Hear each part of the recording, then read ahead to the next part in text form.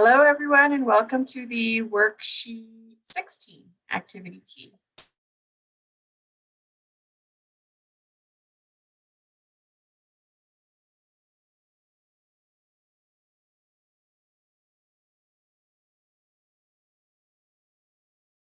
All right, so we are going to be starting to talk about elimination today. And if you're using edition 2 or 1 of Klein, then this is chapter 8 for you. If you're using edition 3 or 4, then this is chapter 7 still. So just go ahead and find the appropriate section for what we're talking about in whichever book that you have.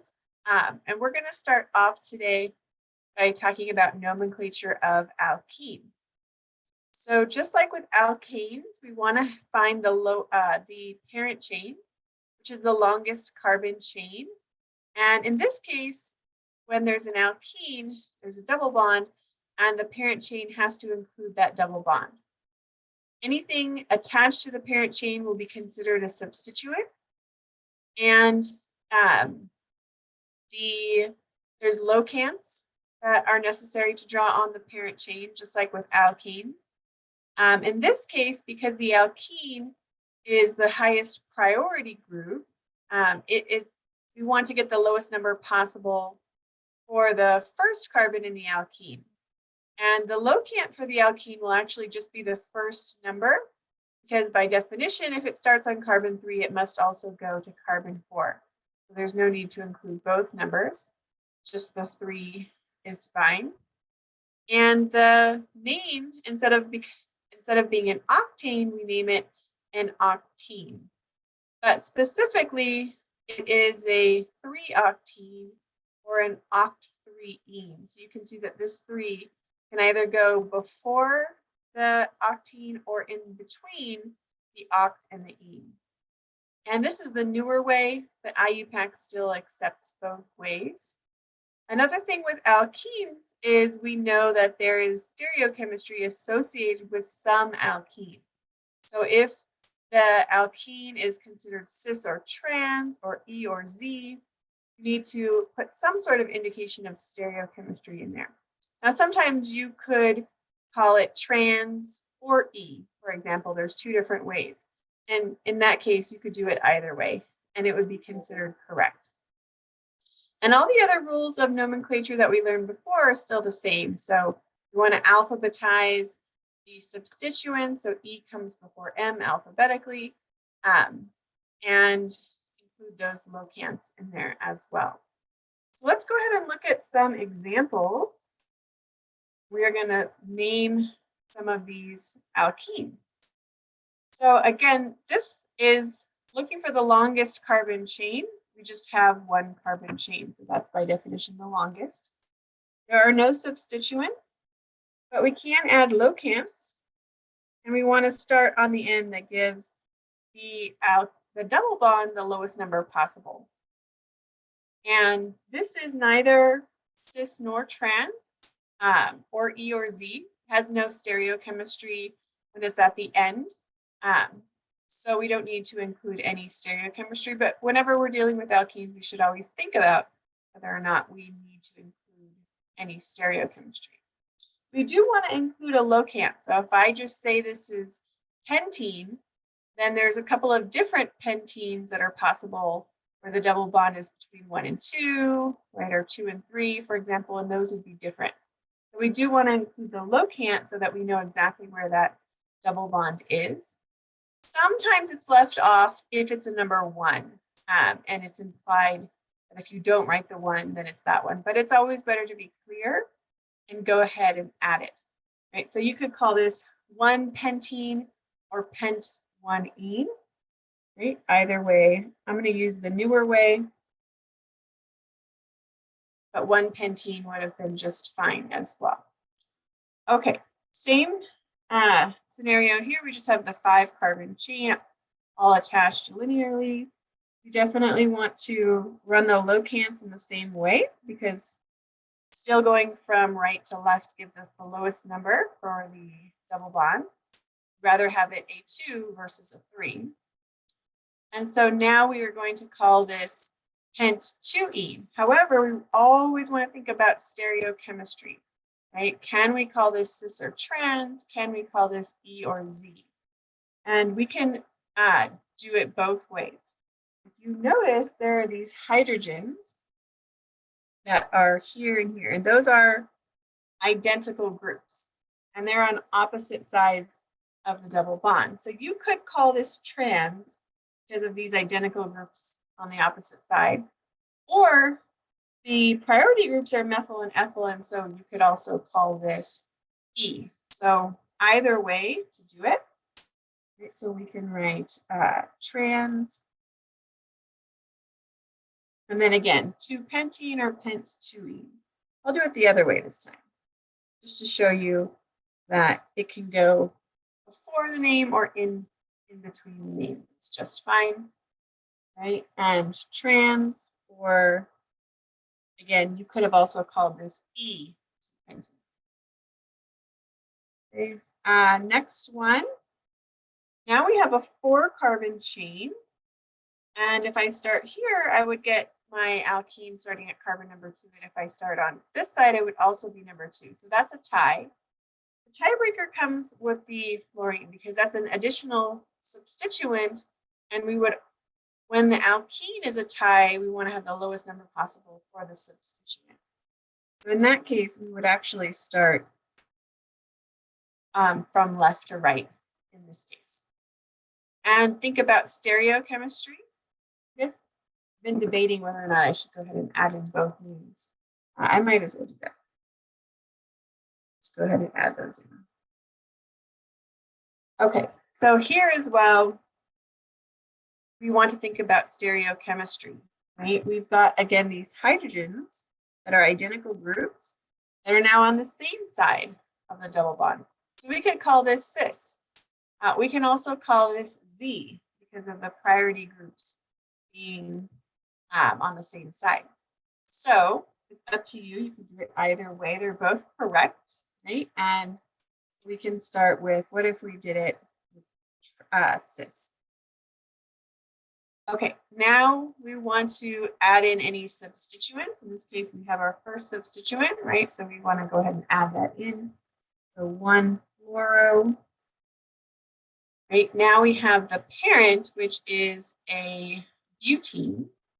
It is a 2-butene because double bond starts at carbon number 2. So you could do 2-butene or but-2-ene, either way. Go ahead and put it in the middle this time. Right, and again, you could, instead of using cis, you could have also used Z, for example.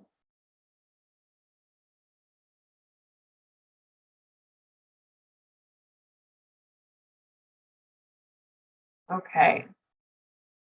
Moving on to the next one. We want to find the longest carbon chain. So 1, 2, 3, 4, 5, 6 is the longest carbon chain. Some of you might be tempted to start your numbering from the left, right? But recall that alkenes have priority over alkyl groups and halogens. We would actually want to get the lowest number possible for the alkene, ignoring any other substituents. We'll start from right to left. Okay, think about the stereochemistry. Is this a E or Z or cis or trans? The answer is it is neither. Right? If it has 2 methyl groups at the end, by definition, it's not. There's no priority here, right? It's not going to be cis or trans or E or Z. So we don't need to include any stereochemistry. Technically, this is a chiral center, but it hasn't given this to us on a dash or a wedge.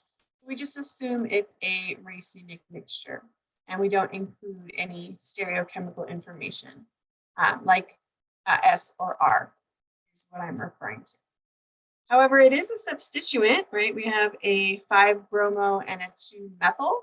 E comes before M alphabetically, so we'll go ahead and add in the bromo substituent first. So 5-bromo, 2-methyl. right? And then we have a hex 2ene.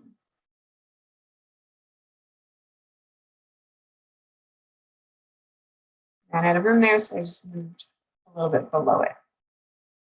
Okay, so we are done with that one because again, no stereochemistry information is necessary there. All right, so moving over here, we want to identify the longest carbon chain. It's going to be 1, 2, 3, 4, 5. So it will be a pentene. And in terms of the numbering, we want to start on the left so I can get the lowest number possible for the alkene substituent.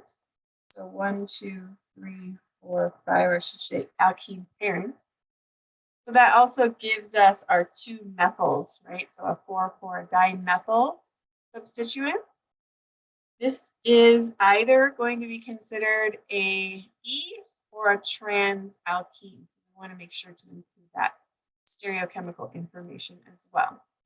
So again, either trans, and then we want our substituents, which are 4,4-dimethyl. Okay, and then we said it was a pent 2ene. Okay, and then I'll just write 4Z. Oh, sorry. Okay, moving on to the next one here. Longest carbon chain, so 1, 2, 3, 4, 5, 6. So the other 4 are methyl groups.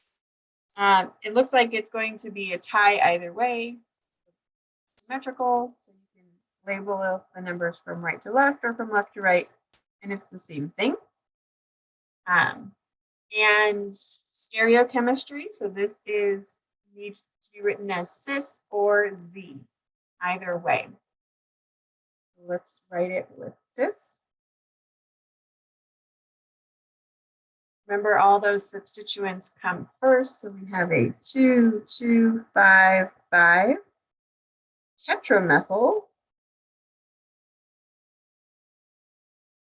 And then we said this was a hex 3.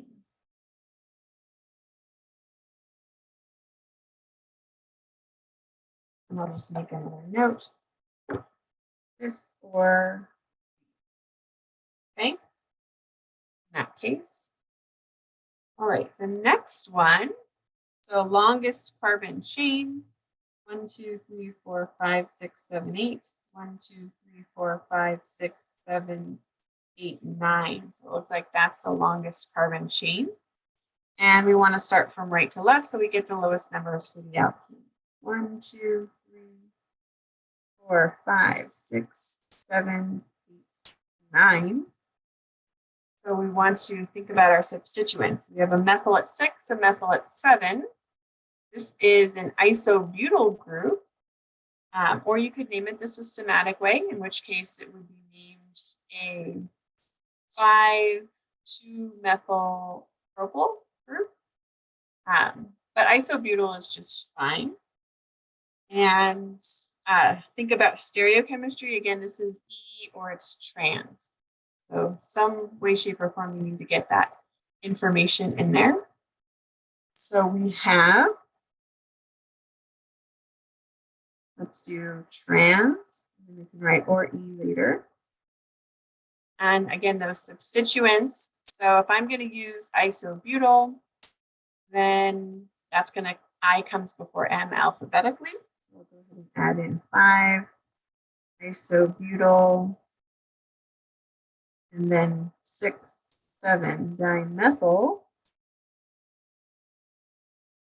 right? Followed by the parent, which is a non-2E. And I'll just make a little note for E. Okay, so I've been referring to E and Z instead of cis trans, but now we'll go through some examples where you might not be able to label something cis or trans and you would have to use E and Z. So the good thing about the E and Z method of naming alkene stereochemistry is that you can use it for any alkene. It's not limited. Whereas cis and trans is limited to having identical groups, either on the same side, which we would call cis, or on opposite sides, which we would call trans. But with E and Z nomenclature, we do not have to have identical groups. We just need to assign priority. When we assign priority, we look at the atoms attached to the same carbon, and it's based on atomic number. So bromine has a higher atomic number than hydrogen, so it gets priority. Fluorine's atomic number is higher than carbon, so it would get priority. When you have the priority groups on the same side, we call that Z, and if they're on opposite sides, then we call that E. Notice that these are not identical groups, right? These are just priority groups based on atomic number, similar to the way we prioritize with R and S for chiral centers. Okay, so let's go ahead and name the following alkenes. So we want to look at priority groups because we do not have any identical groups here. So in terms of fluorine and iodine, iodine has the higher atomic number. Bromine versus carbon, bromine has the higher atomic number. So this is the Z isomer. Go ahead and put that in. Now the rest of it is named the same way as we were naming it before. We want to find the longest carbon chain. And that's going to just be 3 carbons in this case. And we want to number them with the lowest number possible for the double bond. So it would be 1, 2, 3 in the way that I've written here. Now we need to include any substituents, and those are our fluoro, iodo, and bromo group. And those all go in alphabetical order. So it's F versus B versus I, right? So B comes first. We will do 2 bromo, and then F would come next, right? So 1 fluoro, and last would be iodo, -1 iodo. And then we need the parent, which is a propene. It is a 1 propene. 1 either before the propene or in the middle of propane. Okay, next we have basically a stereoisomer of the structure before it, all the same groups, right? But now our priority groups are on opposite sides of the double bond. So this has the same name, it's just going to be called E, right? Because everything else is attached the same way. We'll just copy the rest of the name. Bromo, 1 fluoro, 1 iodo, 1.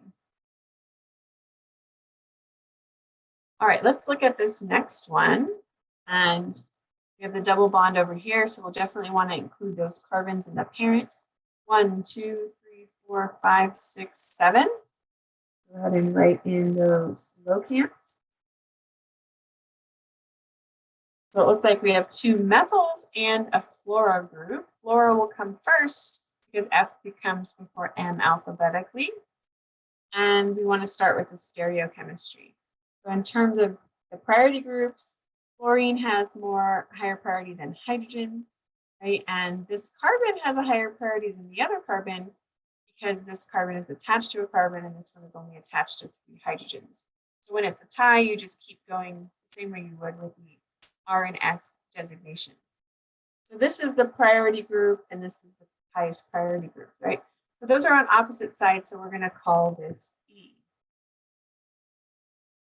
I'll just maybe circle the priority groups there. So that makes it super clear, hopefully. All right, so now we're ready for the rest of the name. We have our substituents. Again, I said fluoro comes first, right? So we're going to do 1 fluoro, 2, 5 dimethyl. And then we have a hept, 1E.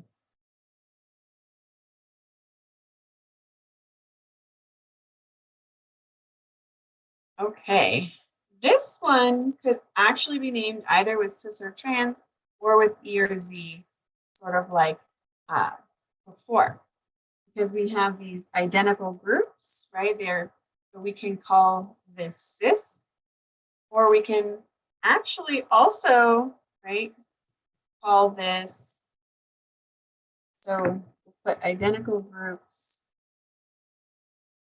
cis, write that in, identical groups, or you can do priority groups, right? This group and this group are priority based on atomic number. Right, so this actually can be called cis or it can be called E. So you might have thought trans is always E and cis is always Z, but that's not the case in all circumstances, because sometimes you have identical groups, but those will be the highest priority group, and so they're actually defined differently. So either way, we can go ahead and name this one. Right, so we'll go ahead and name it with cis first. So we want to write the word cis in first, right? And then think about the longest carbon chain. We have a 1, 2, 3, 4, 5, which means there's one substituent. So we have cis 3-methyl. And then we have a pent 2E.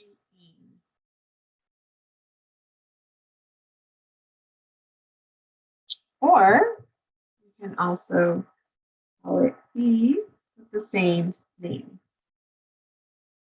Again, 3-methyl pent 2E. Okay. Moving on to the second page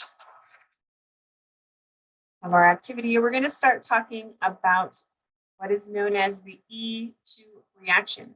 This is an elimination reaction, and it is called E2 because the rate determining step is bimolecular. And in contrast, eventually we'll learn about what's called the E1 reaction, which is also an elimination. Both reactions form an alkene product, but the mechanism that it goes by is different, and what's going on in the rate determining step is different. Okay, so for an E2 reaction, this is our concerted reaction where everything is happening all in the same step, kind of like an SN2 reaction.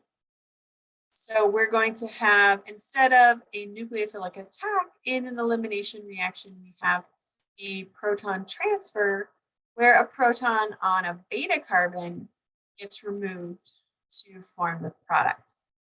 So we want to think about some terminology here, right? The carbon attached to the leaving group is the alpha carbon. And then the carbons attached to the alpha carbon, and there might be more than one. There could be up to 3. In this case, there's 2, are considered beta carbons. So it's the beta carbons where we want to look for the hydrogens. So there is a hydrogen pointing down right here, and then up here, there's a hydrogen up and a hydrogen down.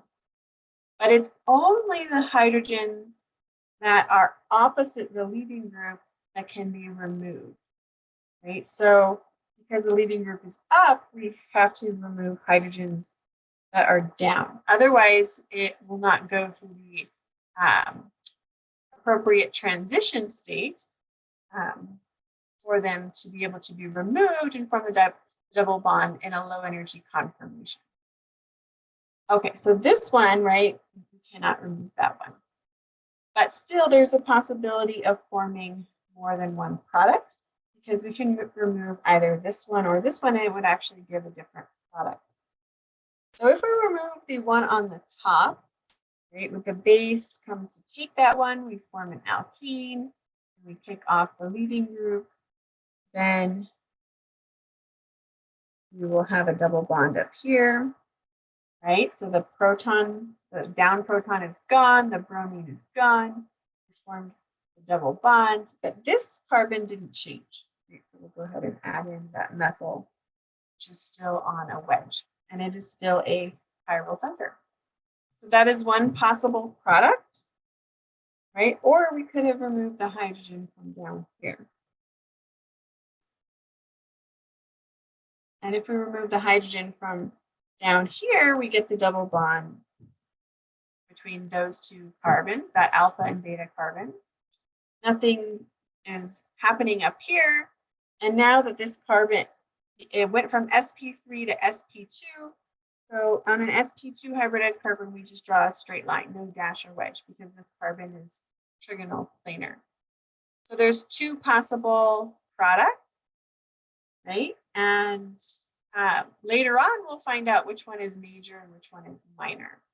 And it has to do with Zaitsev and Hoffman regioselectivity.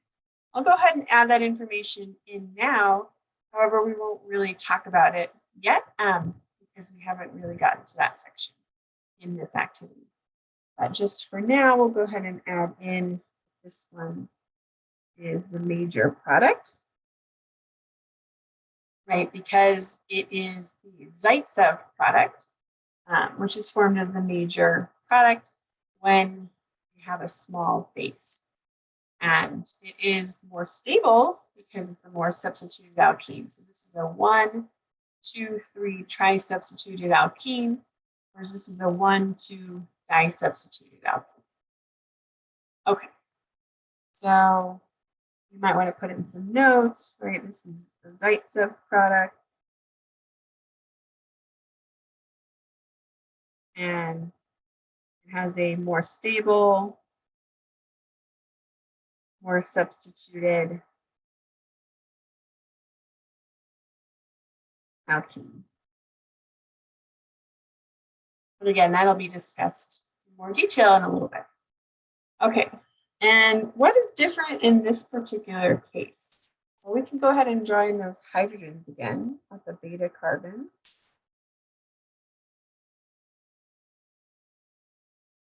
Right, but now we notice that the methyl has switched its stereochemistry, which means that the hydrogen here is not trans or opposite of bromine. So we cannot actually remove this one anymore. The only one that can be removed is the one at the top. So now there's only one possible product that can be formed, which is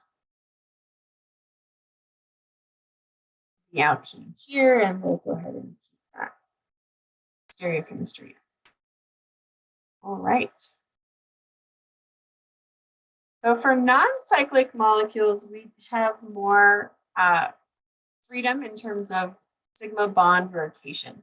If this central carbon-carbon bond can flip over. It has free rotation. It's not constrained by being in a ring.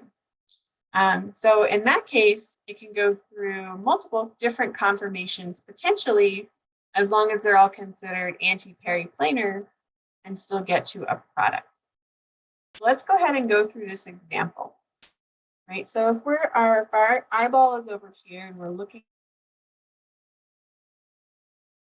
up this carbon-carbon bond, this is the front carbon and that's the back carbon in the new projection. That's why you nicely see this ethyl up and the methyl down. So we just need to add in the two hydrogens, right? We can call this one HA and HB. Right? And from my perspective, HA is over here and HB is on my right. And then on the back carbon, the bromine is coming out to my right. So I'm going to add that one in as well. Maybe I'll even make it a different color. The hydrogen attached to the alpha carbon is not going to be removed. Right? So we don't really want to think about that one too much. We just want to focus on the ones that could possibly be removed to form the product. Right? And so what we're seeing here to form this product, and we're going to go into this in more detail, is that the hydrogen that's anti-periplanar to the bromine is the one that will get removed.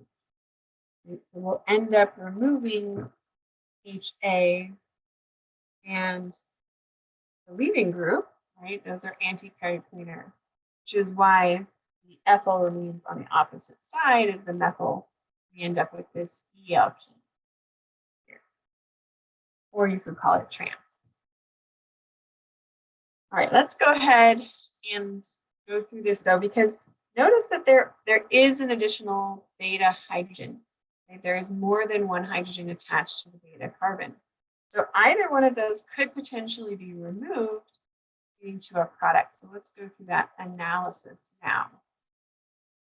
Okay, so let's go ahead and fill in the substituents the same way we did before. I believe I called this HA, HB, and a bromine here, and a hydrogen. Right, and then it talks about, let's rotate the front carbon by 120 degrees. And they didn't say this, but I wanted to say clockwise here. Okay, so if we're rotating the front carbon, we can go ahead and put the substituents in on the back carbon, because that one will not have moved. Go ahead and add those in first. And then this 120 degrees rotation means that the ethyl group move here, right? And HB will move over here. HA will be at the top now, right? So we have a couple of different scenarios. Now, HA is anti-periplanar to the bromine, and now we have HB anti-periplanar to the bromine, right? So during the elimination reaction, a base comes and takes this proton. We start to develop a p orbital here on both the front and back carbons.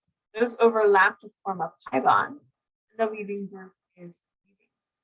So you can think about what that looked like, right? The hydrogen on the opposite side, or sorry, the ethyl is on the opposite side of the methyl. That was the same E product, right, that we had drawn, that I had drawn up above. So, and I know they're on opposite sides. They're on opposite sides, right? Whereas over here, the ethyl and methyl are on the same side. So that will end up with ethyl on the same side on a different carbon as the methyl, which is the same product. The formation of either P or B. And I believe the next page asks us about this a little bit. Oh, by the way, I didn't answer some questions. The base involved in the rate determining step? Yes.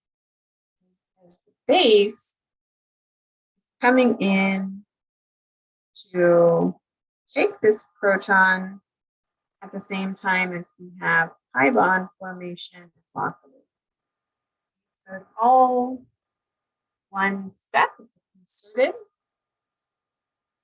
right? One step mechanism.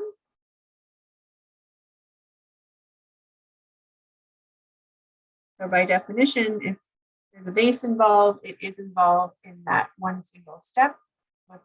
That must be the rate determining step. Okay. So when you have multiple hydrogens at the beta carbon, you will always get the E alkene as the major product.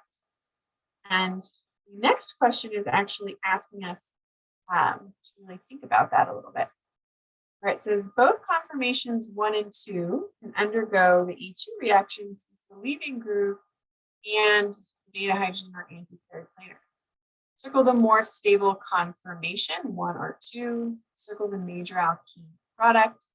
Comment on why the major product is observed. Okay, so we want to circle. So we can think about in terms of stability here. Maybe you notice that there's steric hindrance here. Bromine, ethyl, and methyl all sort of gauche to each other. Whereas in this case, the bromine and the ethyl are still gauche, but they are not additionally gauche to the methyl. So this is a little less sterically hindered. This is the more stable conformation. right? So I don't know how much it wants me to circle, but I just circle the whole thing, right? So I'll just put this in a less bulky or sterically hindered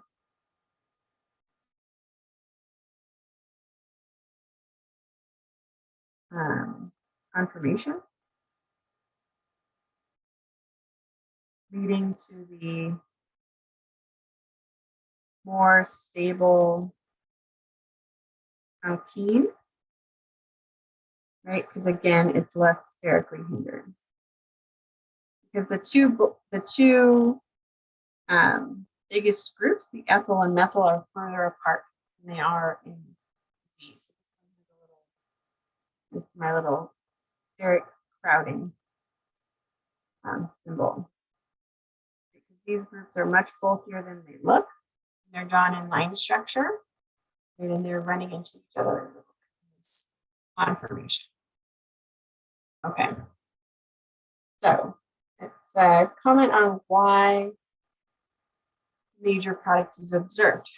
Well, actually, right, if we said that this conformation, which is in the transition state, as bond is breaking and forming, is more stable. So it goes through a lower energy transition state, right, due to less steric hindrance. So this would be a kinetically favored product pathway. But also there's something else, right? The product itself is more stable, right? So remember that the difference in energy between reactant and product refers to the thermodynamics. The fact that the product is more stable, that means it's also a thermodynamically favored pathway, right? As well as a kinetic. So in this case, which is definitely going to be the favored pathway. So we also have the lower energy product. Right? Remember, lower energy means the same thing. Lower energy product. So this is thermodynamically favored pathway.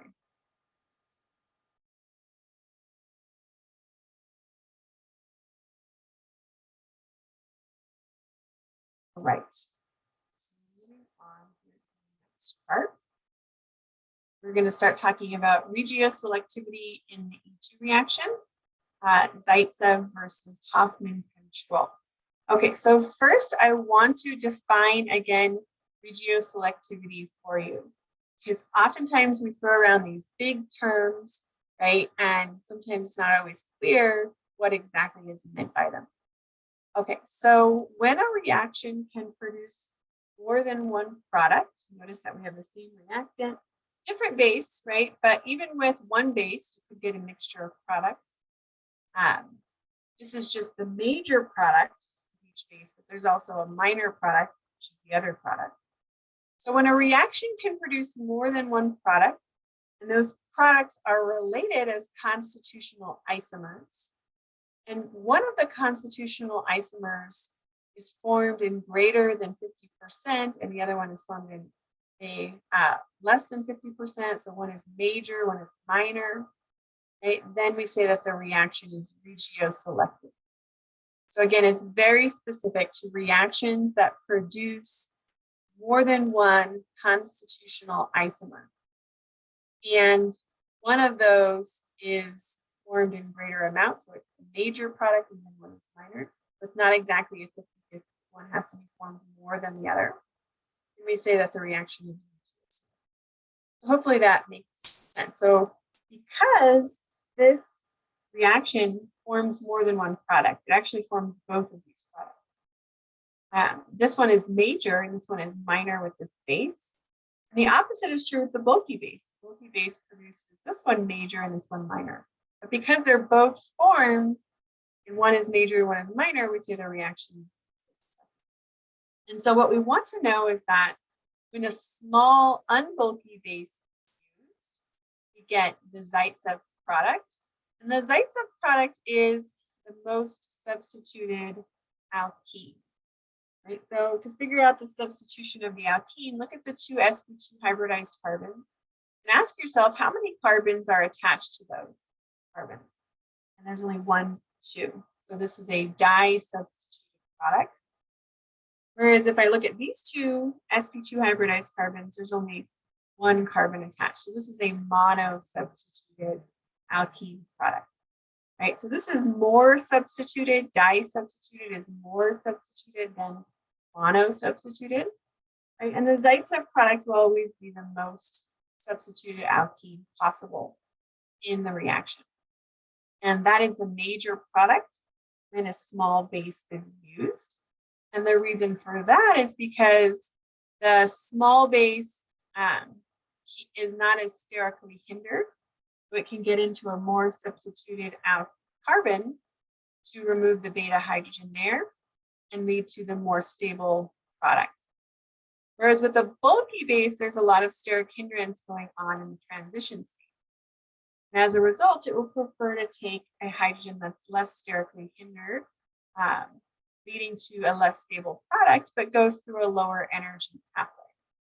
So basically, the Huffman product is kinetically controlled, and the Zaitsev product is thermodynamically controlled.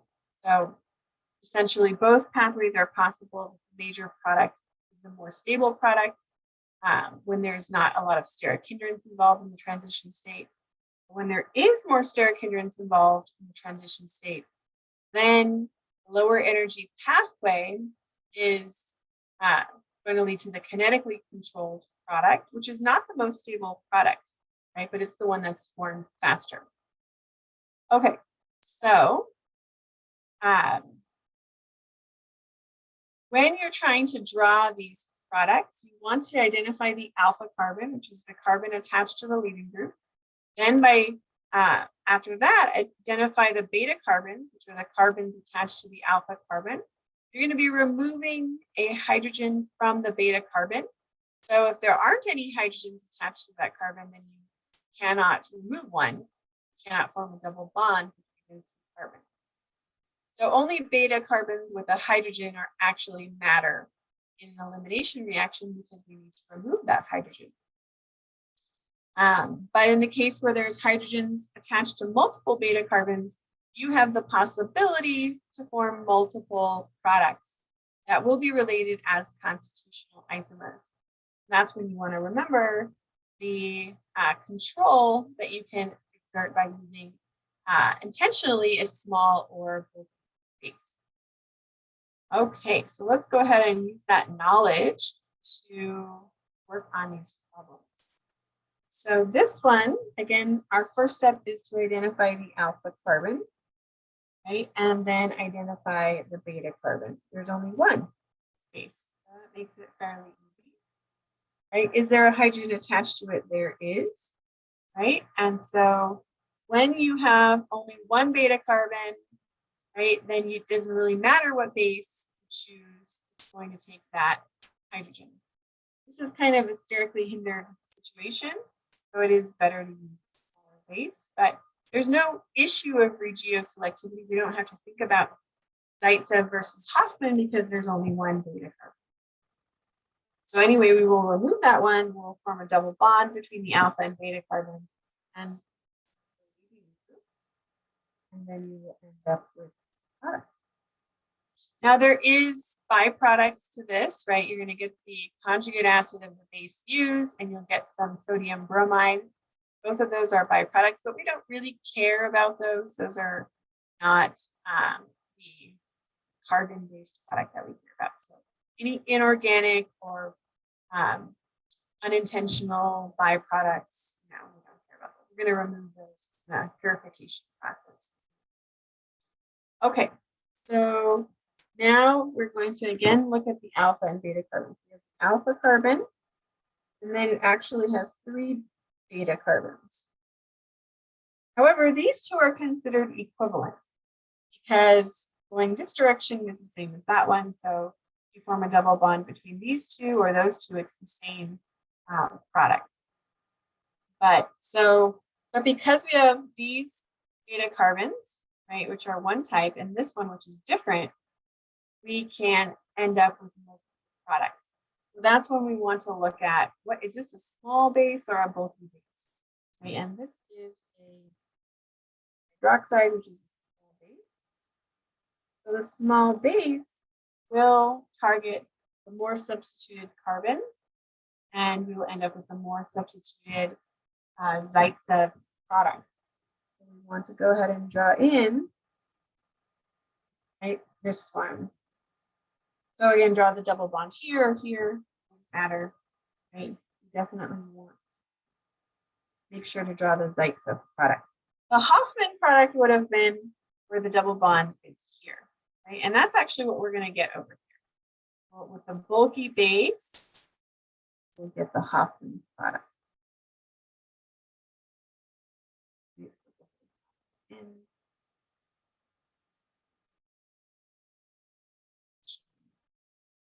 Notes here, bulky base, and same thing, alpha. Okay, it's like we forgot to do this one up here, but that's okay. We can come right back up here and do that. So we have the alpha carbon, right? And we want to identify the beta carbons, and there are 2 of them, right? And there's multiple hydrogens. So one thing I did not draw in is all the hydrogens attached to those. Right? So there's lots of options here for hydrogens that can. Here we've got the 1 hydrogen attached to this beta carbon, and then one of the 3 over here, right, that could potentially be moved. Remember that with a small base,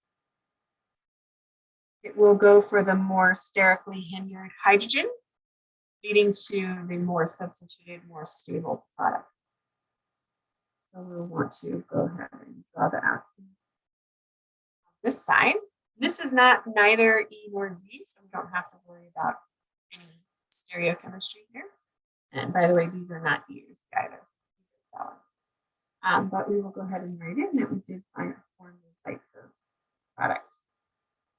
Okay, moving on. We have our alpha carbon, our beta carbon. Right, we can go ahead and think about the different hydrogens that could potentially be removed. And we want to think about the base here, because whenever you have 2 beta carbons with hydrogens on them, you do need to think about regioselectivity. So this is tert butoxide again. This is big group. Same thing as this one. The only difference is we have potassium versus sodium ion, but otherwise they're the same thing. And so make sure that you understand that this is a bulky base. Okay, and we will, as a result, we will go for the more sterically hindered hydrogen will form the product. And there's no E or Z to worry about. If there was, we would want to make sure to draw the E product. But if there's not stereochemistry, we don't have to worry about that. So we have, however, oh, you know what? I just missed. I was not considering the fact that the bulky base would actually take one of the less substituted hydrogens. We've got to redraw that. Okay. So in this case, we do have stereochemistry. Right? We want to make sure to draw the E product, because when there's 2 hydrogens, we'll always get, on the beta carbon, we will always get E. Later on, we'll find out what happens when there's only 1 and we've got 2 chiral centers next to each other. That can be tricky. That's not always going to be. But whenever you see that there are 2 hydrogens at the beta carbon, you're always going to draw E automatically. And we'll go ahead and get this Hoffman product, bulky base. Okay, so here, right, remember that we need to make sure that our hydrogens, right, are opposite the leaving group. So you cannot take this one because the hydrogen is not opposite the leaving group. So that's why you actually need to come over here and go to the other side. You will not be able to remove that. So let's make a comment. It says comments in the comment. Say beta hydrogens must be trans or opposite the leaving group. Because again, they have to be anti-periplanar in order to go through a stable transition state. Okay, so the only one that we can remove is that one. So when we draw our product, go ahead and make sure to draw an alkene going on between this alpha and beta carbon. Not label those. So that is alpha, beta, beta. And that methyl is down and it's still there. We'll go ahead and add that in as well. So it doesn't matter in this case with the bases because there's only one available hydrogen that could potentially be removed. So in that case, we don't concern ourselves with Hofmann versus Zaitsev Regio selective. All right, that's it for today. I hope you guys have the rest of your day.